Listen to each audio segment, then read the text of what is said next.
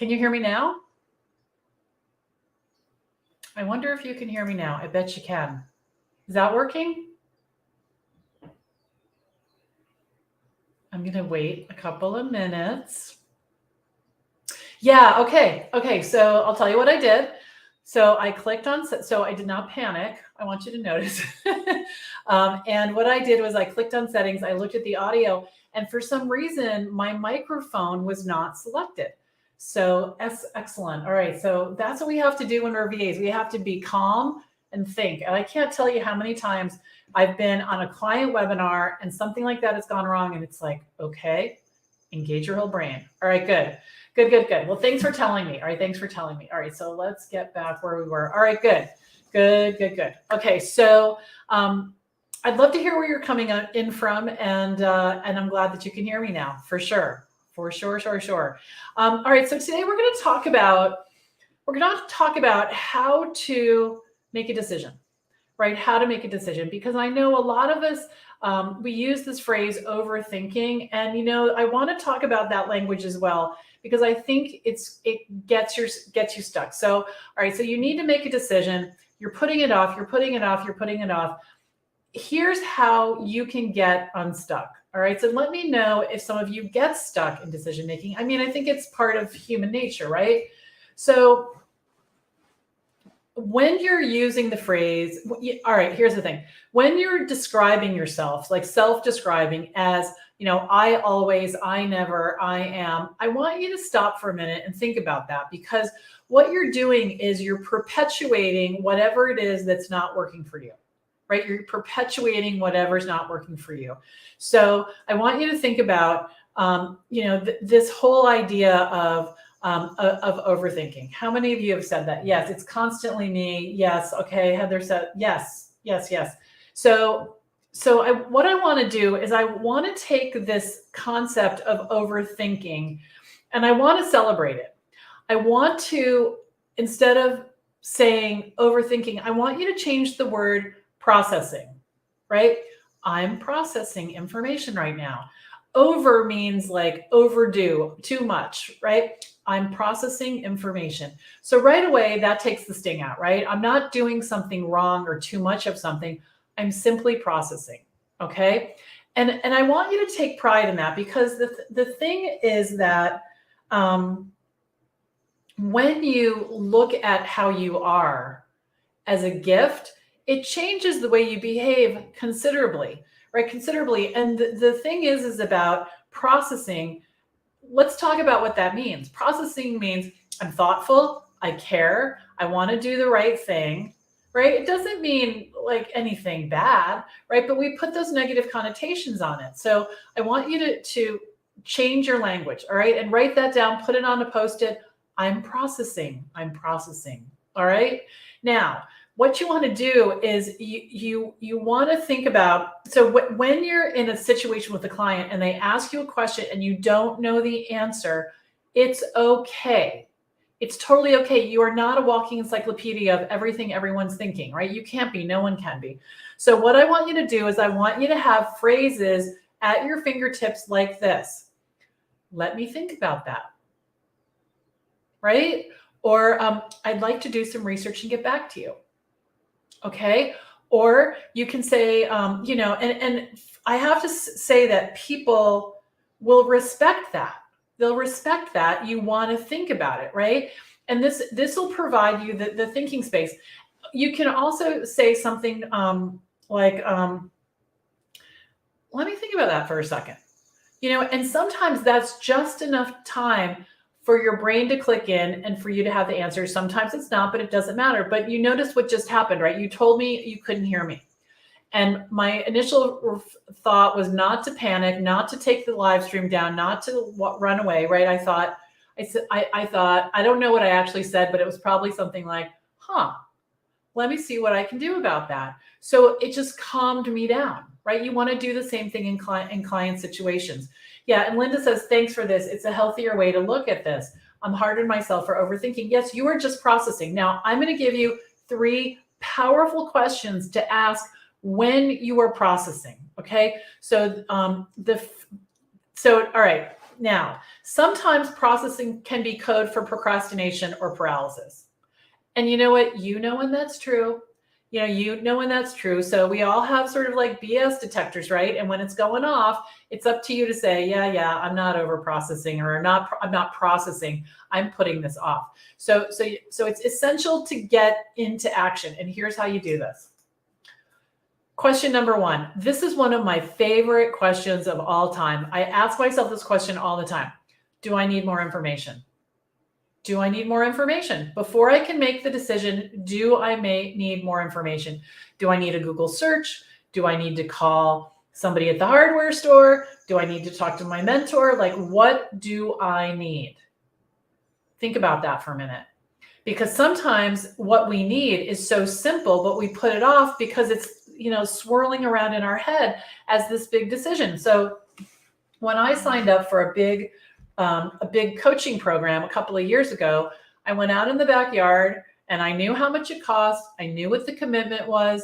And the information I needed was to decide whether or not I was going to commit.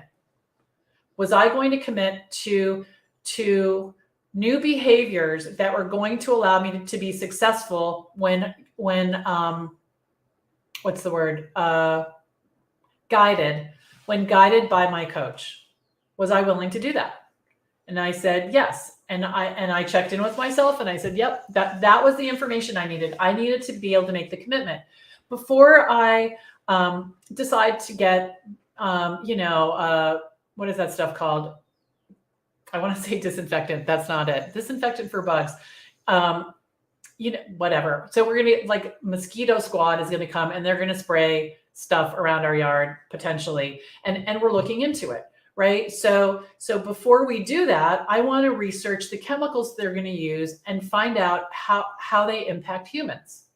I want to find out how it impacts chickens. Will the chemicals, the chemical treatment, that's what I was looking for, get inside the eggs? Will I be eating it? So I want to do some research. So I get clear on my specific questions. I find the answers and I move forward. Right. So asking, do I need more information is very powerful. Okay.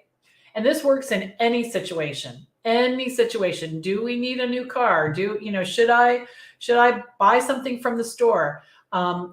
Should I sign up for a course? Should I take this? Like all of the things, just ask yourself before I make a decision, is there something I need? What do I need? Okay. Now, the next thing is, what's the worst case scenario? So let's go there. Okay, let's go to the worst case scenario because you're already thinking about it. What's the worst case scenario, right?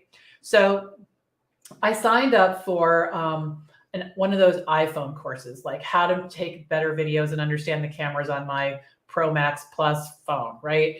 And it was $39. And part of me knew I was a little making the decision from FOMO. Like I checked in and I'm like, do I really need this? I don't know. Could it be kind of cool? Yeah. Are they completely pulling me in with all their stuff, in this ad? Yes.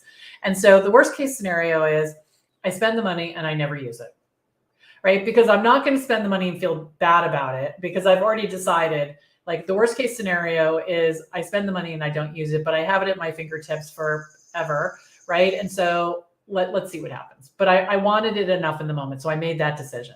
So worst case scenario, what is the worst case scenario? So think about that, right? The worst case scenario. So if you decide you're starting a new business, the worst case scenario is you get the job that the worst case scenario is it doesn't work and you have to get a job, but you're going to have to get a job anyway, right? If you don't do this. So it's like the worst case scenario. What's the worst case scenario? You have to get a job. Will getting a job kill you? No. Will you not like it? Yes. So maybe what'll happen is looking at the worst case scenario will have you look at, again, another question. I love these questions.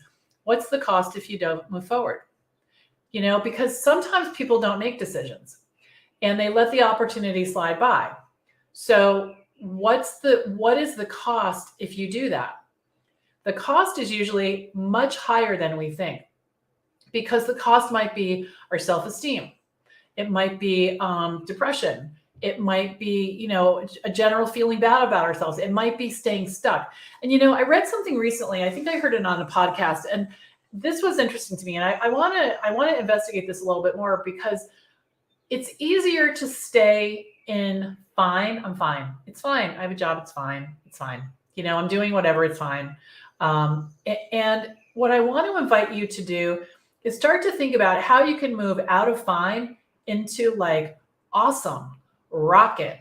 Like how can you move from fine? Like living in New Canaan was fine. It was fine. The house was fine. I didn't love it. We were paying the rent, whatever. It was fine. But it wasn't where I wanted to be. And I could have stayed there until I died, right? I literally could have stayed there that long. There was, Greg's family owns the house. So until some major thing changed in his family and that maybe the house got sold or whatever, I could have lived there and probably a decade, and it was fine. But there was something sort of eating at my soul, literally, not to be overly dramatic. Like I needed to get out of there. I wanted to be more than fine. I wanted to have our own land. I wanted to have our own property. And even if the property was, became the money pit or, there's so many projects, there are projects and one at a time, we're going to get them done and we're going to have so much satisfaction, and it's way more than fine, way more than fine. So I want you to think about that. How do you get stuck in fine? Right. And I'd love to hear from some of you. Are you stuck in fine? And what's the cost? The cost for me would be in not growing my RocketGirl business. The cost would be having to get a job. The cost would be not spending as much time with my daughter. The cost would be that someone else was running my life, right? Someone else was deciding what I was going to do, when I was going to do it, and all of that. So you really want to get clear on the cost, because for me, that kept me networking. That kept me writing my newsletter. That kept me bringing on new clients. That kept me doing all the things, getting smarter about how I manage my business, raising my rates, all of the things that I needed to do that were scary and outside my comfort zone. Getting a job was way worse than any of that, right? So I want you to think about that. What's the cost if you don't move forward? And if you're going to be hard on yourself, this is the time to do it. When you're answering this question, like, okay, well, what really is the cost? I'm going to stay in a house I don't like. I'm going to be in a situation financially that doesn't serve me, where I can't get ahead. I'm going to not be able to engage in the things I really want to do. I really want to have more land. I want to have more chickens. I want to have more space. I want to slow down the pace of my day-to-day life. I don't want to be in traffic anymore. I don't want to pause in the car at the end of my driveway for 5 minutes before I can get out in traffic. I don't want that. I do not want that. And I got clear on what I wanted instead. And it's the same with your business. I don't want my boss to talk to me at 4:45 anymore for 45 minutes when I need to leave. I don't want to get up and get dressed in the morning and drive somewhere. I don't want to have to be at someone's beck and call all day long, at my desk every time they ping me because I'm supposed to be sitting at my desk all day long. I don't want that. So get clear on the cost and then jump into action for what it is you want. Get clear. And if the decision is, I'm going to have a successful VA business, you guys know what to do, right? You know what to do. So ask yourself, before I network, do I need more information? If you do, check out my introverts guide. Go over to the VA connection, scroll down a little bit, and you'll see, I can't remember how many pages it is now, but I think 32 pages on how to network. Go get that, read that, write all over it, figure out what you need to do, and get into action, right? Get into action. So this is powerful stuff. So George says, living in Florida was fine, but living in North Carolina is great. We wanted a single family house, which we were able to get once we moved to North Carolina. Yeah. So you have to get clear on what it is you want. And I got to tell you, sometimes people will, I want to choose the right word because I want to be kind, because that's my intention. They want to, well, we'll put it this way. They won't agree with you. Why do you want to leave Connecticut? Your family's here, this and that and something else. And a lot of people thought, and including my husband from time to time, that I was kind of crazy. And I just kept holding the vision. Yep. And he would say, we're moving in, I don't know, 5 years. And I would immediately say, I think about 2. I think 2 years is when we're probably going to move. And, and he'll look at me and I'd look at him and we just kept going. And then we got on the same page. So it's not always a walk in the park to change your life in a meaningful way. but it's definitely worth it. And it starts with getting into action. All right. So any more comments or questions, I would love, let me know in the chat. And while you're doing that, I just want to let you know that starting on Monday, we're going to be kicking off a new round of Kickstart Your VA Business. It's one of my favorite times of the year when we do this.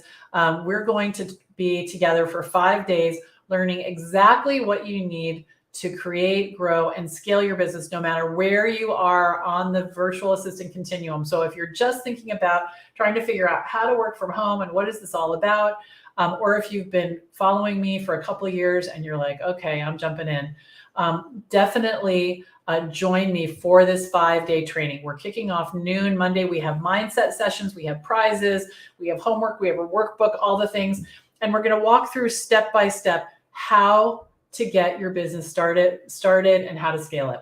So we have a question in the comment, where do I find Networking for Introverts guide again? So go over to thevaconnection.com, scroll down, you'll see about halfway down, there are 4 freebies for you.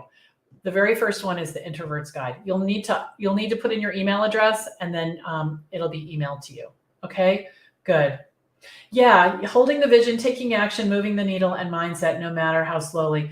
That's the thing, is that, if you can be satisfied, thank you, Heather, if you can be satisfied with movement, movement, and really celebrate that. I was looking around I guess it's the farm, right? Our farm today. And I was thinking, it's so funny to say that, where would be a good place? So we're going to finish the coop and I want to start working on this closet, but what would be a good project for us this summer to feel momentum? And probably there's 2 buildings that are not that important. One of them is this 1-car garage and the other is the smokehouse, but they're both small. They're both manageable and we could complete one of them.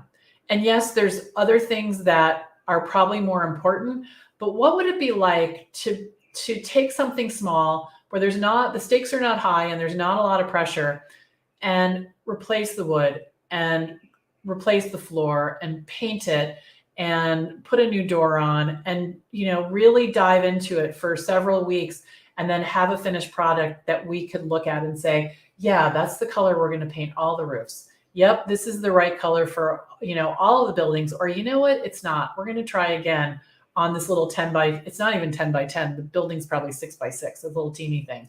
And get that set. So, look at places in your business where you can have something that's completed and get a sense of satisfaction. Okay, good. Good. So join me for this Kickstart training. Go over to vakickstart.com. We're going to talk about the services you can offer. We're going to do tons of mindset work, like I said, and you'll have an action plan of how to get started.